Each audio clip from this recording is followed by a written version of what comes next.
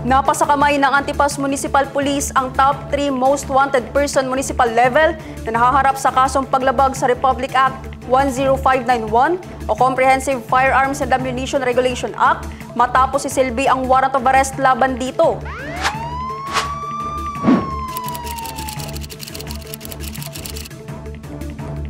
Kinilala ang suspect sa alias Naher, 52 years old, residente ng Purok Greenfield, Arakan, Cotabato.